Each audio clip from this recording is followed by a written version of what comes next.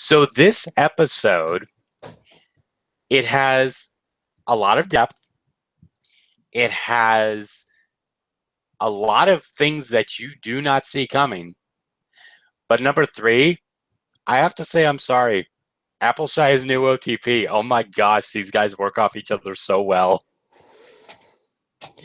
Yeah, I gotta admit, I really dig how Friendship is Magic is doing that with a lot of it's introducing these weird, quirky, ethnically diverse characters, and oh my god, I don't know if they were supposed to be like German or something, but yeah, no, that's you're talking about the hamster trainers, right? No, I'm talking about Applejack and Fluttershy. Oh, sorry, I misheard. I thought you said the thing, but yeah. Oh, my throat. Yeah, no, they were the perfect duo to. They were the perfect duo to definitely do this, especially like when Applejack's talking to people trying to find out the problems, and Fluttershy is just talking to the animals. I'm like, that's clever writing. I mean, it's a little on the convenience side, and it makes me think that the map is kind of a little too all knowing. But no, that was clever. They're definitely a good duo because you've got the literal epitome of good cop, and you've got someone that can pull off bad cop. The Yeah. question is, which one is which? The thing is, though, a couple things that you reminded me of when you were saying that they were a great duo. I'm thinking the ambiguously gay duo. Um, Dude, there was nothing ambiguous about it, man. Did you see the purple one's chest hair? yeah, right. The Um, pony with the fur, the pony had chest hair. What yeah, the what the fuck, mate? How does that even work? yeah. And that the other thing that you reminded me of, and now I don't remember it. Wonderful. My brain is not working today. No, I feel you. I feel you on that. I will say this: this episode was a little more fast paced than other episodes in the past. Most of them, they spend a few minutes expositing in Twilight, being like how she wished she could go to the place or whatever. But like, but the episode starts with them being like Las Pegasus, what the fuck? And Twilight's like, don't worry, you guys got it. And I'm like, damn, that's barely enough time for Tara Strong to exposit about something. Yeah, Next thing you know, they're in Las Pegasus. And can I just say, Las Vegas doesn't look like that, okay? There is one area of Las Vegas that kind of looks like that with the roller coasters and everything. And that's Circus Circus. Although if Las Pegasus is the size of Las Vegas and it's all Circus Circus, that sounds more rad than the actual uh, you know, in the actual Las Vegas. I'll tell you this though, I am disappointed that I did not see a Martin Scorsese or Robert De Niro pony. oh my gosh, that would have been perfect.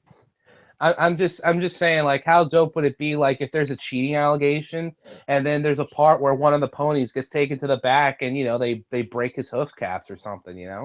Oh my That's Las gosh. Vegas. Now the other thing that I finally remember it.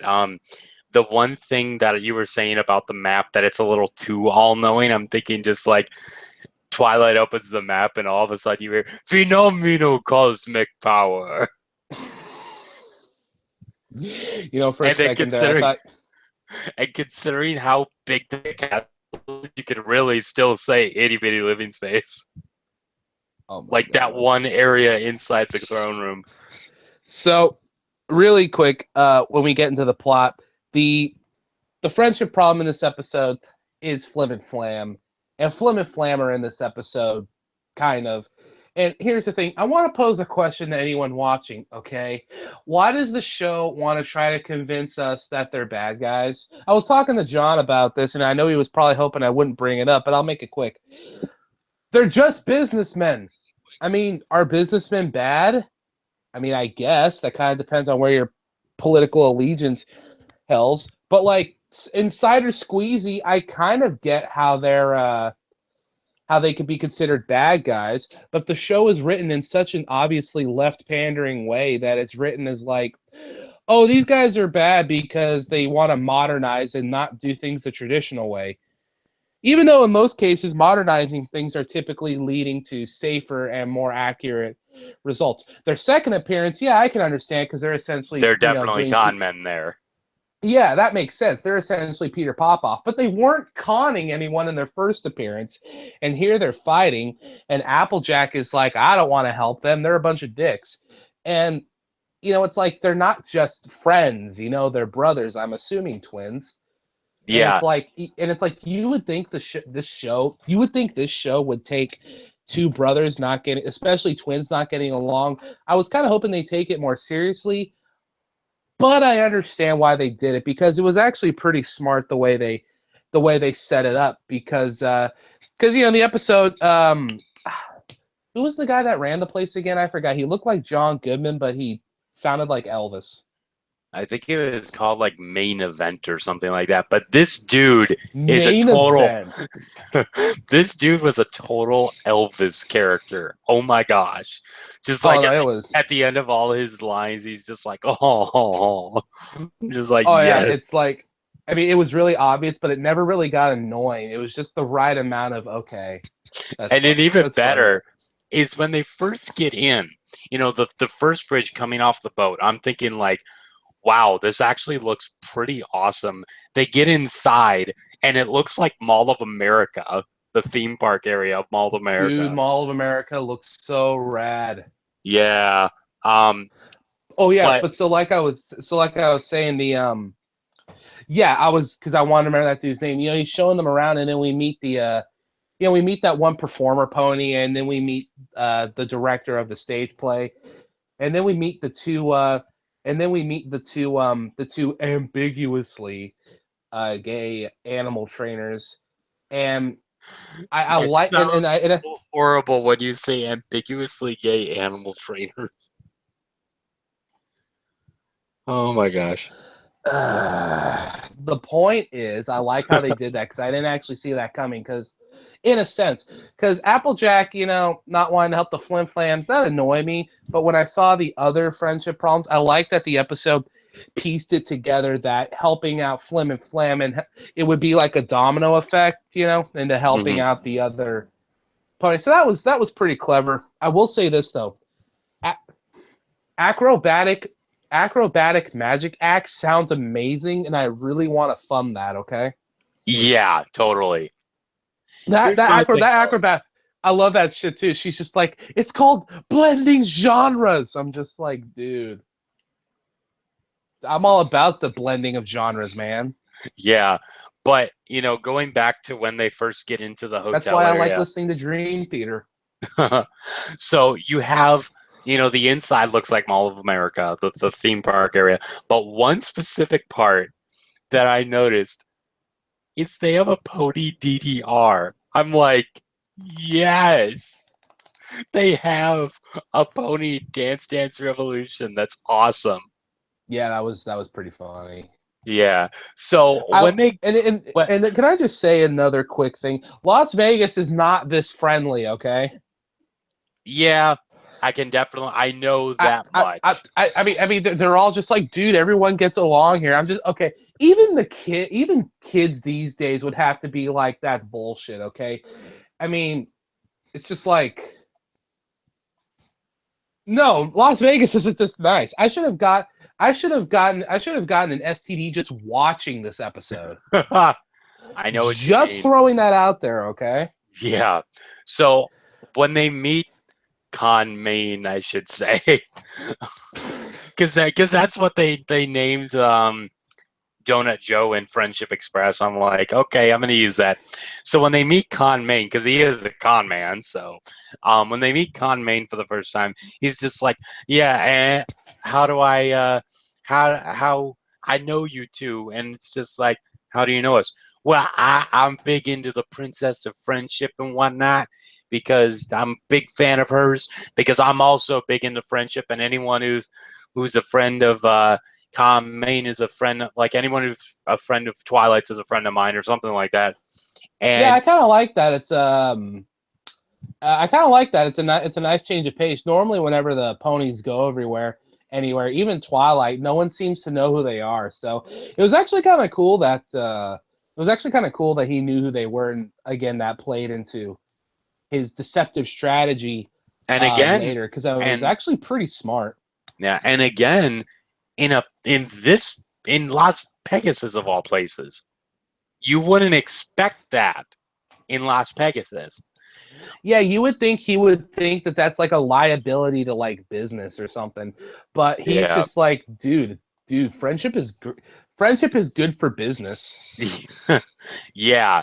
So when they go backstage, I love this because Fluttershy immediately goes over to the animals.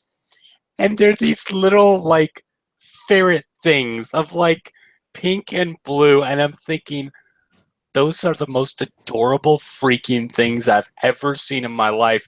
And even better, the one that was like white with pink stripes. I'm thinking, hey, look, they're making a Kim Possible reference with the naked mole rat.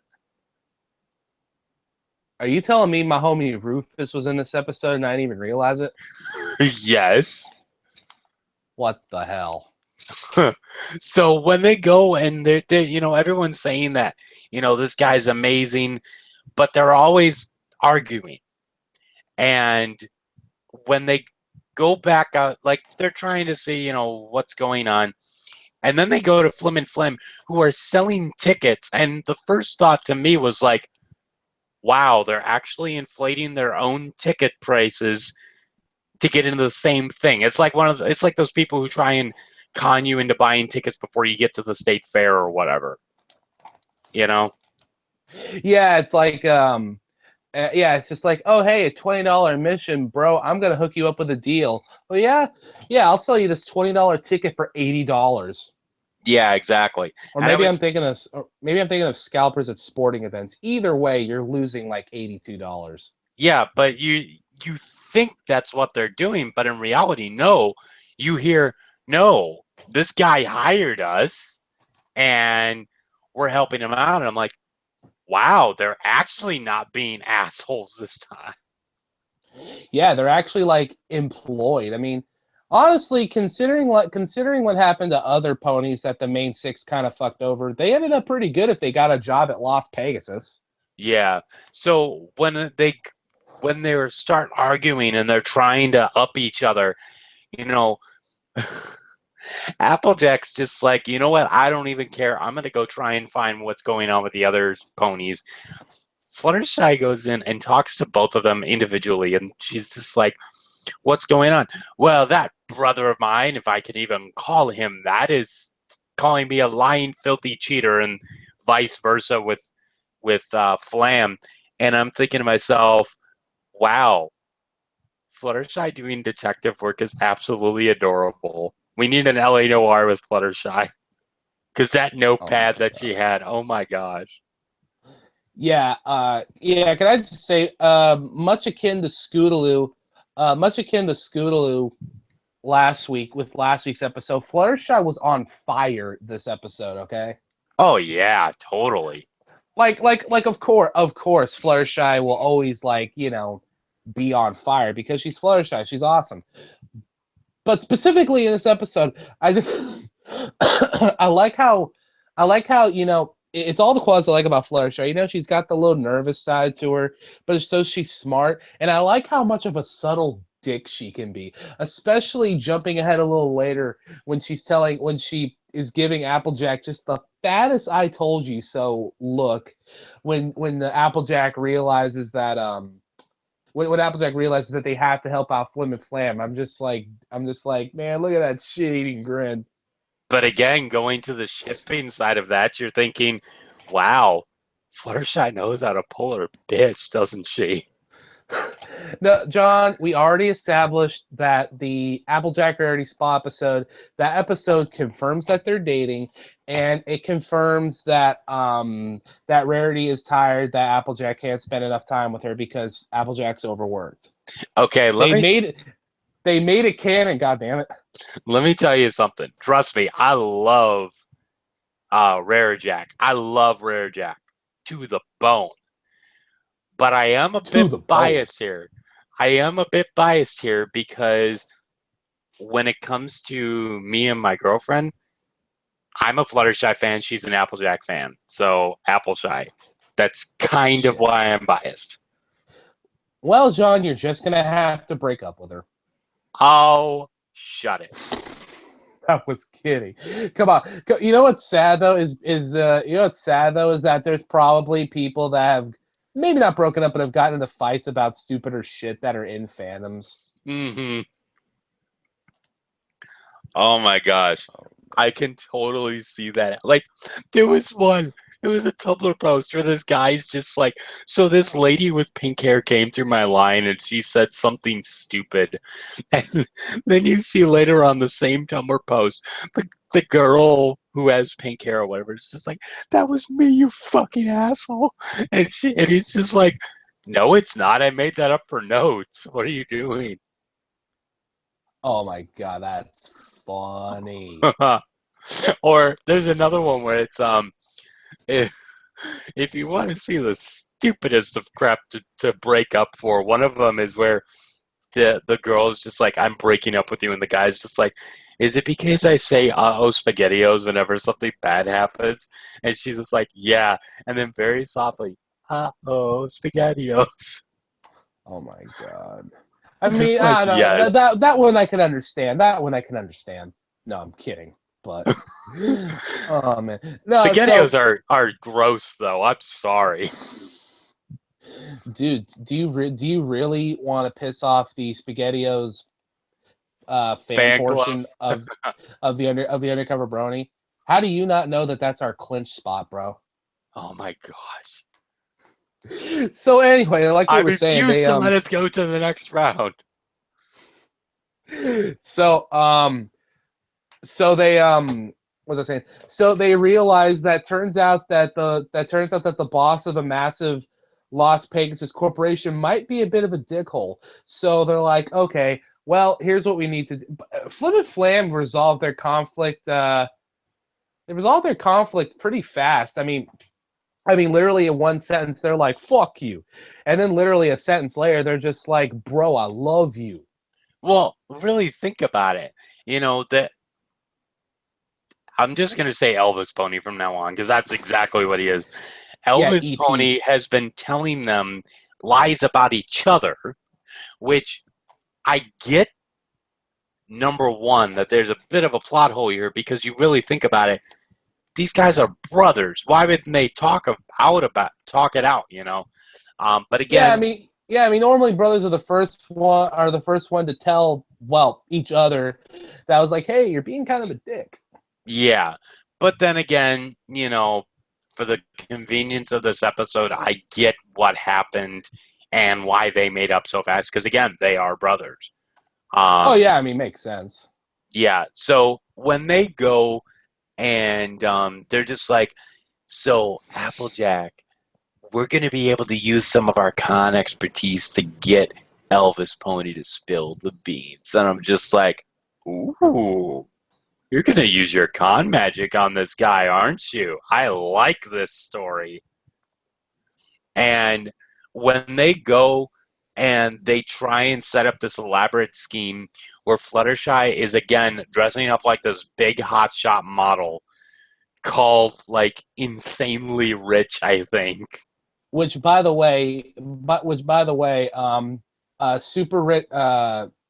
What'd you say? She dressed up as like as a I think it something was like model. incredibly rich, but I'm just gonna say rich Yeah, bitch. I was gonna say Fluttershy dressed up as insanely rich model is best Fluttershy. She pulls off the best disguises. I swear to God. Oh yeah, I'm just gonna call her rich bitch because that's what a lot of the high class society is in this show. Oh, I love that. Was that a Hall & Oates song? Hey, Mom, was Rich Bitch a Hall & Oates song? Oh, it was Rich Girl. They said Rich Bitch, though, right? Yeah. Okay. Yeah, so that was a Hall & Oates reference. Oh, By the way, did you okay. know this episode took place in a Las Vegas type place? It's called Las Pegasus. And there was no Robert De Niro or Martin Scorsese look-alike pony.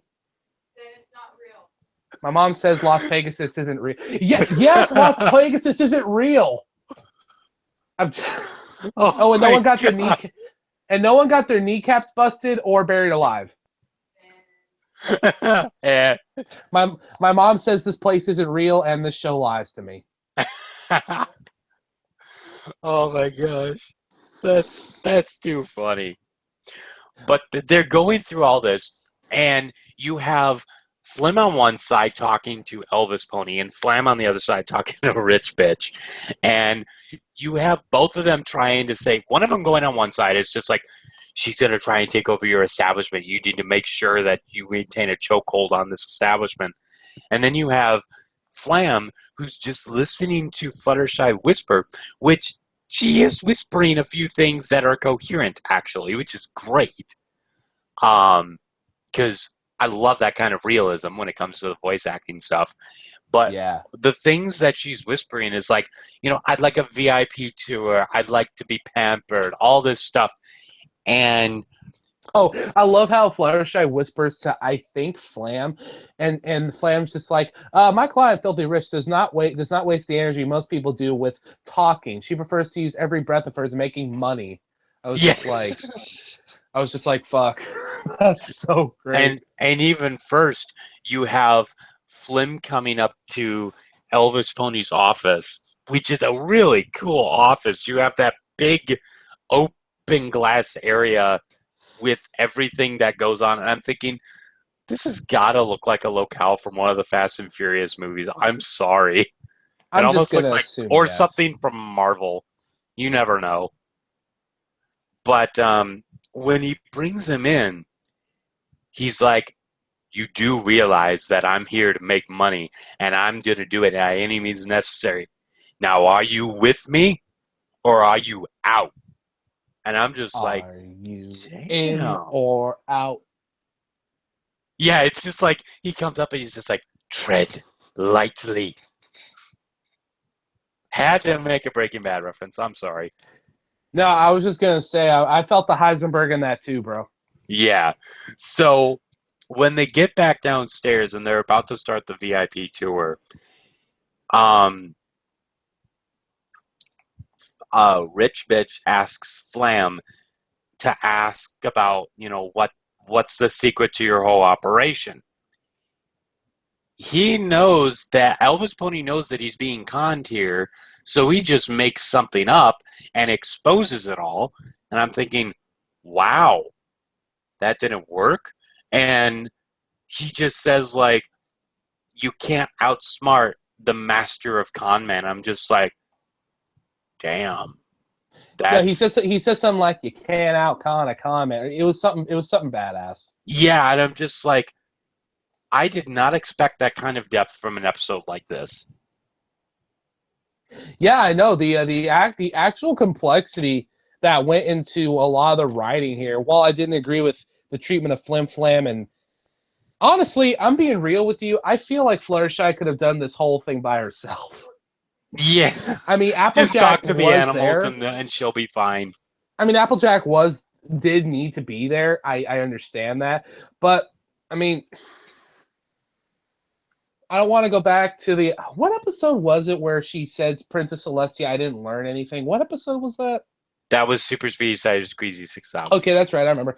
Drink cider, learn nothing. Oh, okay. Well, I was just going to say, ironically relating to that, this is another episode where she doesn't really learn anything. I'm not saying that Applejack is the one that, out of all the main six, needs to learn the most lessons, but this was a perfect opportunity for her to, like, kind of like with Trixie and Twilight, for her to bury the hatchet with Flim and Flam, or maybe get Flim and Flam to explain their side of the story a little better. But Applejack, for the most part, is just kind of like there to talk shit on the Flim Flam bros. Meanwhile, like you said, Fluttershy is going all Cole Phelps, L.A. Noir on their asses, and it's like, dude, Fluttershy is the one that basically saved the day here. Yeah. Yeah, that's my humble opinion. Yeah. So when they get down there, they're going to see if they can do anything else. And before, you notice that there's a little PDA thing in, not a PDA, a little like megaphone speaker thing, like for CEOs, where they're just like, Christine, can you cancel my appointment? I have other things to do, whatever. And when they get up there, They cleverly make it so that Fluttershy pushes the button when he spills the beans while his back is turned, and everyone hears it. And he's just banging against the glass like, no, stop. And you see all the ponies in that entire establishment looking up at him with like the most horrific death glare you can imagine. I'm just like, yes, that is cool. Which, by the way, You said friendship was evil. Oh my god! No, it's okay. So no, just scopage on this. Okay, where Fluttershy and Applejack were in actual Vegas, like the general public is there's a whole system that would make the Illuminati shit their pants that works in Las Vegas that the human minds just can't comprehend. And in the span of a few hours, and it's based in Utah, believe it or not. And it's like, and in the span of a few hours, not only really think about this. Fluttershy and Applejack in the span of a few hours not only expose a corrupt boss, but also they break that wall that's been in place for the last like 60 years. Mm-hmm. Well, like in our time, every restaurant on that strip too. I'm just saying, wouldn't the entire economy of Las Pegasus kind of collapse from that for a little while? I mean, and then not to mention, it ends with Flim and Flam essentially running the place, which I don't know how that happened. And then they're like, hey, everything's half off, and I'm just like, dude, Las Pegasus is about to look like Flint, Michigan in a few seconds. I was honestly thinking of it more in the vein of like Assassin's Creed Rogue, where you go to get that piece of Eden, and then as soon as you grab it, the entire town starts falling apart. You know what I mean? Dude, no lie, that'd be pretty interesting. I mean, the show wouldn't do that because I gotta admit, like, that's pretty dark. Like, even for this show to even glance over, but that's an interesting idea. There's a picture I'll have to show you where it's Celestia on her royal chariot being pulled through, and it's a reference to Brotherhood, where Octavia with her hidden blade is coming up to like slash her throat. Oh, that's like badass. Yes. I know. I have to find it because it's so cool. So that's Viva Las Pegasus. And you know what? Honestly, I gotta say, despite the world breaking and Applejack and Fluttershy ruining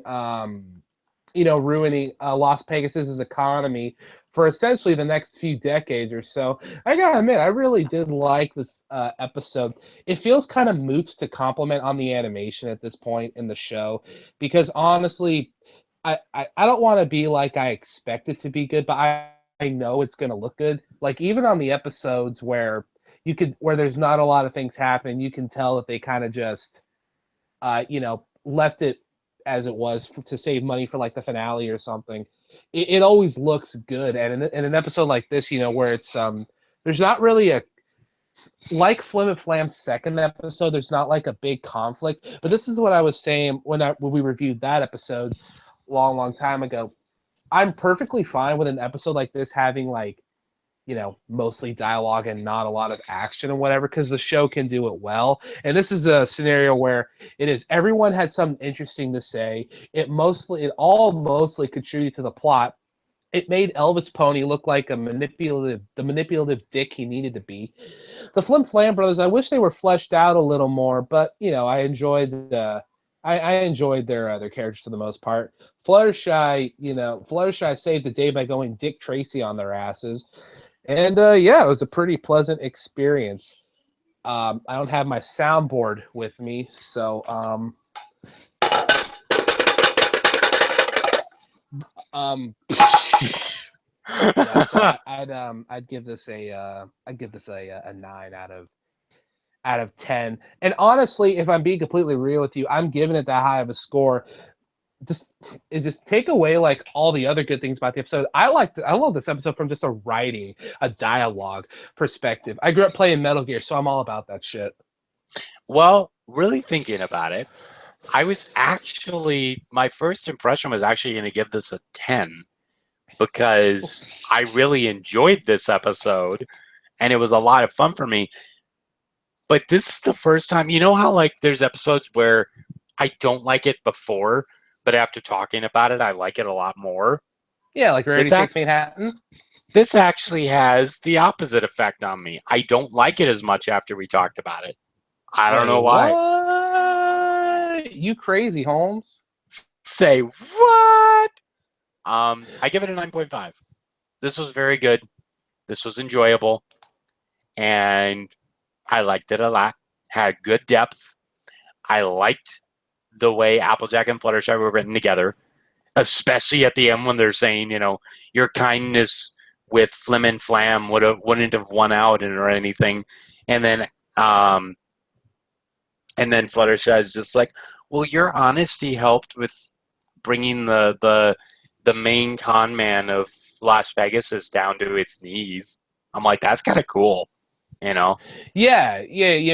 I did mean what I said when I said that I truly believe that Fluttershy did most of the work, but like I said, they did both need to be there because, as said right here, they couldn't have done it without the other. Mm-hmm.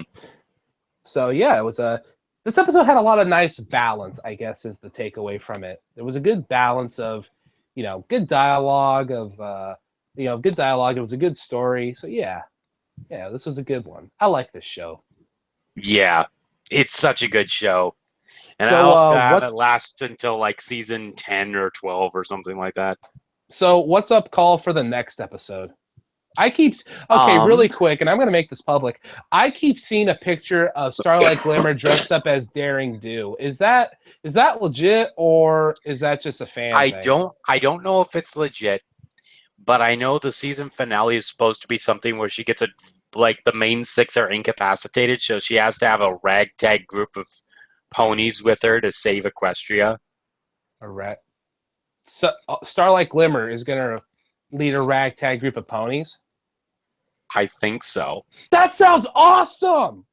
Let me bring it up real quick. Hold on. So you're telling me Friendship is Magic is going to do like a Defenders thing? They're going to do they're going to do a Suicide Squad thing, but with ponies.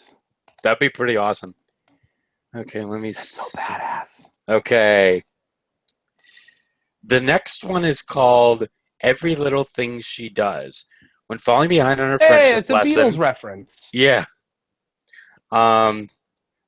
When falling behind on her friendship lessons, Starlight Glimmer attempts to do several lessons at once. That's next week's episode.